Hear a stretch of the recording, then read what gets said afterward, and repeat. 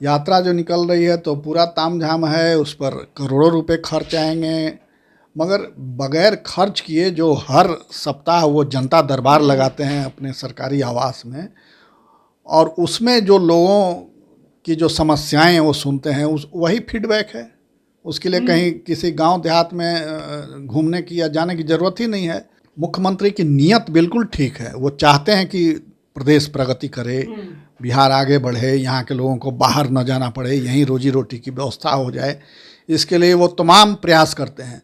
मगर दुख की बात यह है कि जो ब्यूरोक्रेसी है इस प्रदेश की, जो नौकरशाही है, वो मुख्यमंत्री का साथ इसमें नहीं दे रहे हैं। और जनता दरबार में एक से एक हृदय विदारक भयावह सरकारी लापरवाही की केसेज वहाँ आते हैं, और वो सुनते हैं, बैठ के ध्यान से समय देते हैं, मगर समाधान नहीं निकल पाता है। तो ये तो दुर्भाग्य ही है इस प्रदेश का, और मुख्यमंत्री की ये कमजोरी मानी जाएगी, और इसीलिए उनको बार बार यात्रा निकालनी पड़ रही है, इसीलिए उनका ग्राफ गिरता जा रहा है। हाँ, ये 14वीं यात्रा है उनकी। इसके पहले वो 13 यात्रा निकाल चुके हैं, और हर साल इसी महीने में जब बिहार में कड़कड़ाते की ठंड पड़ती है, एकदम कुहासा रहता है, शीतलहरी चलती रहती है, लोग दुबके रहते हैं, उस समय यात्रा निकालते हैं। समाधान यात्रा का उनके ग्राफ पर कोई असर पड़ेगा?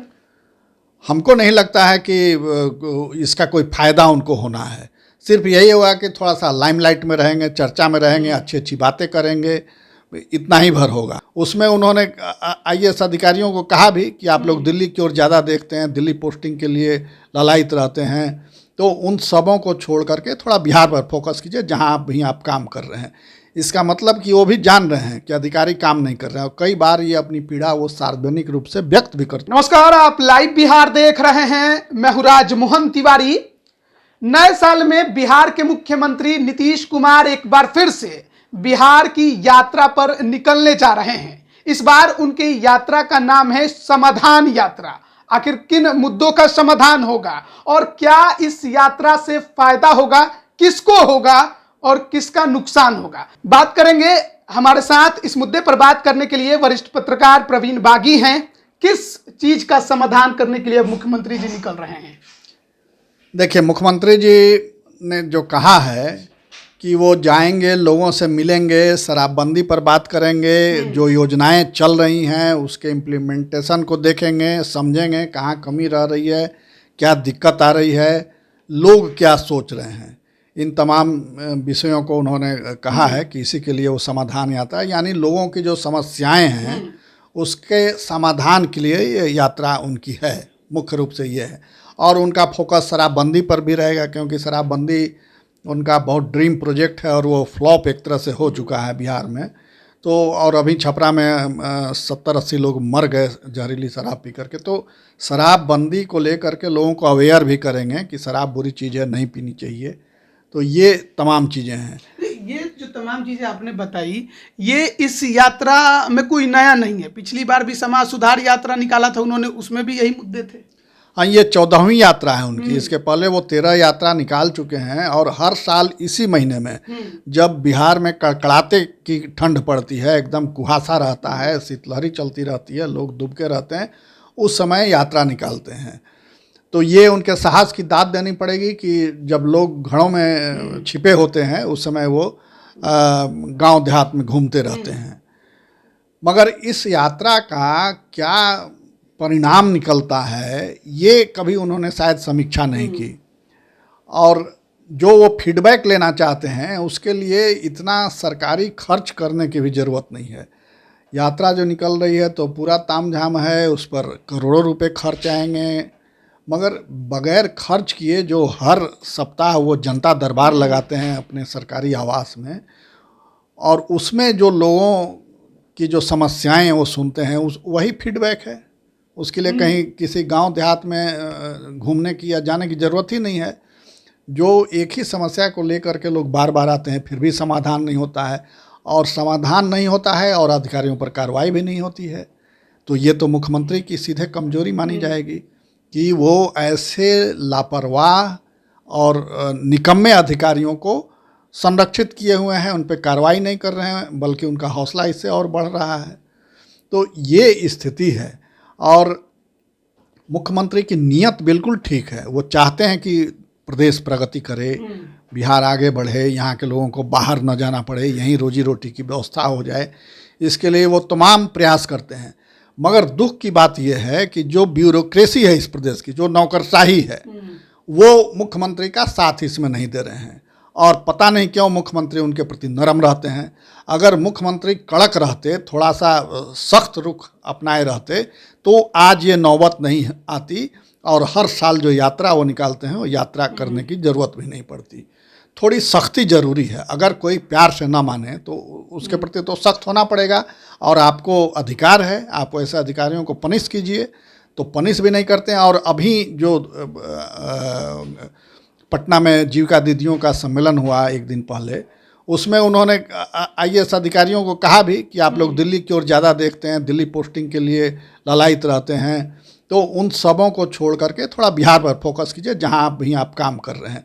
इसका मतलब कि वो भी जान रहे हैं कि अधिकारी काम नहीं कर रहे हैं, और कई बार ये अपनी पीड़ा वो सार्वजनिक रूप से व्यक्त भी कर चुके हैं कि हम जिस गति से चलना चाहते हैं, अधिकारी उस गति से नहीं चल रहे हैं। लोग अब ये पूछ रहे हैं कि नीतीश कुमार की ये समाधान यात्रा जनता के लिए है या खुद के गिरते राजनीतिक स्तर को सुधारने के लिए है? दोनों के लिए है। ज़्यादा तो यही है कि जो खोई साख है उनकी, उसको फिर से वापस पाने की कवायद है ये।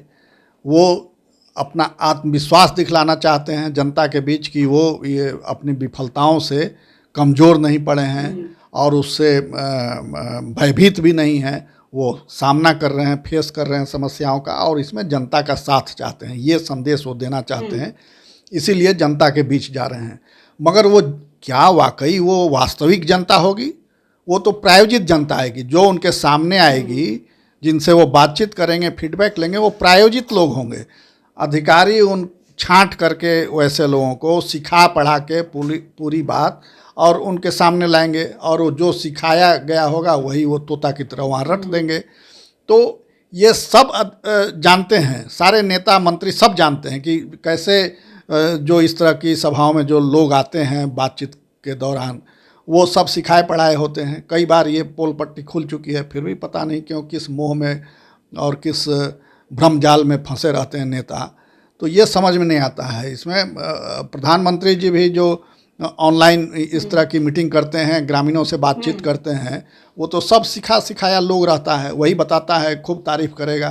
तो इस मामले में देखिए, कांग्रेस का जो शैली थी शासन की वो बेहतरीन थी, और इसी बलबूते इतने दिन उन्होंने राज भी किया।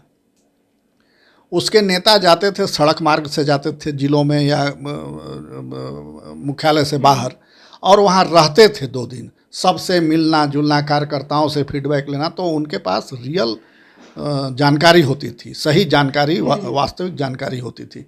मगर अब के नेता तो हवाई जहाज़ से जाते हैं, भाषण किया, मीटिंग किया, फिर हवाई जहाज़ से वापस, जनता से एकदम दूरी। तो इसलिए उनको फीडबैक नहीं मिलता है। मगर इस मामले में नीतीश कुमार जी सौभाग्यशाली हैं कि वो जनता दरबार लगाते हैं, और जनता दरबार में एक से एक हृदय विदारक भयावह सरकारी लापरवाही की केसेज वहाँ आते हैं, और वो सुनते हैं, बैठ के ध्यान से समय देते हैं, मगर समाधान नहीं निकल पाता है। तो ये तो दुर्भाग्य ही है इस प्रदेश का, और मुख्यमंत्री की ये कमजोरी मानी जाएगी, और इसीलिए उनको बार बार यात्रा निकालनी पड़ रही है, इसीलिए उनका ग्राफ गिरता जा रहा है। जब इतने वो लोकप्रिय हैं और उनका शासन इतना अच्छा है, सुशासन कहा जाता है जिसको, कुछ लोग सुशासन भी कहते हैं, तो अगर सब कुछ इतना अच्छा है तो आपकी सीटें क्यों घट रही हैं? तो उसका असर पड़ेगा, इस समाधान यात्रा का उनके ग्राफ पर कोई असर पड़ेगा? हमको नहीं लगता है कि इसका कोई फ़ायदा उनको होना है। सिर्फ यही होगा कि थोड़ा सा लाइमलाइट में रहेंगे, चर्चा में रहेंगे, अच्छी अच्छी बातें करेंगे, इतना ही भर होगा। और कोई उनके जनाधार में इससे बढ़ोतरी होगी, खोया हुआ उनका जो साख है वो फिर वापस लौटेगा, ये मुझे नहीं लगता है। क्योंकि गांव-गांव में जो योजनाएं हैं, वो अधिकांश योजनाएं आधे अधूरे ढंग से, अनमने ढंग से पूरी की गई हैं, दिखावे के लिए पूरी की गई हैं। अब दूर की बात छोड़ दीजिए, पटना की गलियों में आप घूम लीजिए, कोई मंत्री सरकार का नहीं घूमता है पटना की गलियों में। सारी गलियां जो है सो उबड़ खाबड़ हैं, कोई सड़क एक दुरुस्त नहीं है, मगर किसी का ध्यान नहीं है। तो जो जहां आप दिन रात रह रहे हैं, जहां आपका मुख्यालय है, वहां जब आप स्थिति दुरुस्त नहीं कर रहे हैं तो सुदूर देहात की बात तो छोड़ दीजिए, उसकी तो कल्पना ही की जा सकती है कि क्या स्थिति आरजेडी होगी। जेडीयू में जिस प्रकार का अभी खींचतान देखने को मिल रहा है, क्या इस समाधान यात्रा में ये बढ़ेगा या घटेगा? नहीं, ये समाधान यात्रा इसलिए भी है कि उस खींचतान को और जो गठबंधन में दरार की खबरें आ रही हैं उसको पाटा जा सके, उससे ध्यान डाइवर्ट किया जा सके। क्योंकि मुख्यमंत्री बाहर रहेंगे तो चर्चा में वहाँ की खबरें रहेंगी और फिर सारा ध्यान उधर ही लोगों का रहेगा, मीडिया का भी, नेताओं का भी, पॉलिटिकल पार्टियों का भी। तो कुछ दिन के लिए ये जो गठबंधन में खींचतान की खबरें हैं वो दब जाएंगी और मुख्यमंत्री की खबरें प्रमुखता से रहेंगी। तो ये एक उद्देश्य ये भी है कि अपनी स्थिति इस बहाने मजबूत करें और जो मतभेद की खबरें हैं उनको दबा दिया जाए। बहुत बहुत धन्यवाद आपका। तो देखिए, बिहार के मुख्यमंत्री नीतीश कुमार एक बार फिर से बिहार की यात्रा पर निकल रहे हैं और ये 14वां यात्रा है जिसका नाम है समाधान यात्रा। हर सोमवार को जनता दरबार लगता है, मुख्यमंत्री जो है फरियादियों से मिलते हैं, उनकी समस्याओं का समाधान करने की कोशिश करते हैं। हम ये भी देखते हैं कि एक ही फरियादी कई बार आता है और कहता है कि आपने कहा था लेकिन अधिकारियों ने आपकी बात नहीं सुनी। अब जब समाधान यात्रा के लिए निकलेंगे बिहार के दौरों पर, किससे मुलाकात करेंगे, किससे बात करेंगे, क्या बात करेंगे, ये तो उस समय पता चलेगा। लेकिन सवाल यही उठ रहा है कि पिछले 13 यात्रा आपने जो की उसका क्या असर हुआ, उसका क्या फायदा हुआ? अधिकारियों पर लगाम लगाने में आप विफल दिखाई दे रहे हैं। ऐसे में राजनीतिक स्टंट भी माना जा रहा है। अगले साल लोकसभा का चुनाव भी है, बीच में आरजेडी जेडीयू के बीच खटपट चल रही है। देखना होगा यह यात्रा क्या गुल खिलाती है। बने रहिए लाइव बिहार के साथ। आप सभी का बहुत बहुत धन्यवाद। लाइव बिहार यूट्यूब पर सब्सक्राइब और फेसबुक पर लाइक जरूर करें।